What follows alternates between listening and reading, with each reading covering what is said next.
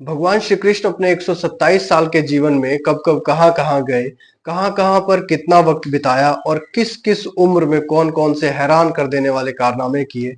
क्या आप इस बारे में कुछ जानते हैं?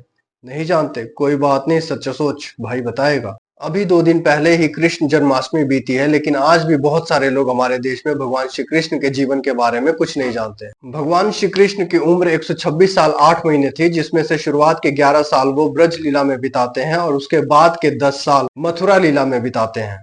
और बाकी के 105 साल और 8 महीने का वक्त उनके द्वारा बसाई गई नगरी द्वारका में बीतता है। और आप सभी जानते हैं कि पूतना नाम की एक राक्षसी उन्हें मारने के लिए आई थी जब वो महज 6 दिन के थे, और महज 6 दिन की आयु में ही उन्होंने पूतना का वध कर दिया था। फिर जब वो 5 साल के हुए तो वृंदावन में गौचरण करने लगे, यानी गाय चराने लगे। और इसके 2 साल बाद जब वो 7 वर्ष के थे तब उनका सामना कालिया नाग से हुआ था, जिसके फन पर उन्होंने नृत्य किया था। और इसी आयु में उन्होंने गोवर्धन पर्वत भी उठाया था। और उसके बाद जब वो 11 साल के हुए तब वो मथुरा आए और वहां पर उन्होंने अपने मामा कंस का वध किया। कंस के वध के बाद वो 64 दिनों के लिए गुरुकुल भी गए शिक्षा के लिए। फिर जब वो 32 साल के हुए तो मथुरा के ऊपर जरासंध द्वारा एक साल में 18 बार युद्ध करने की वजह से उन्होंने एक नई नगरी बसाई, जिसका नाम द्वारका रखा गया, और सारे मथुरा वासियों को वो वहां ले गए। 32 वर्ष की आयु से लेकर के 127 वर्ष की आयु तक वो वहीं पर रहे, और 32 वर्ष की आयु में ही उनका विवाह रुक्मणी से हुआ। जब वो 75 साल के हुए तब एक दिन खबर आती है कि पांडव चौसर के खेल में अपना सब कुछ हार गए हैं और उन्हें वनवास के लिए जाना होगा। और फिर पांडव वनवास जाने से पहले भगवान श्री कृष्ण से मिलने द्वारिका आते हैं और उसके बाद वहां से वनवास और अज्ञातवास के लिए निकल जाते हैं। वनवास खत्म होने के बाद जब भगवान श्री कृष्ण दुर्योधन के पास जाते हैं पांडवों के दूत बनकर, तो उस समय उनकी उम्र 89 साल यानी 89 वर्ष होती है। और फिर 18 दिन के महाभारत युद्ध के बाद भगवान श्री कृष्ण वापस द्वारिका लौट आते हैं और बाकी के 38 साल अपने जीवन के वहीं बिताते हैं।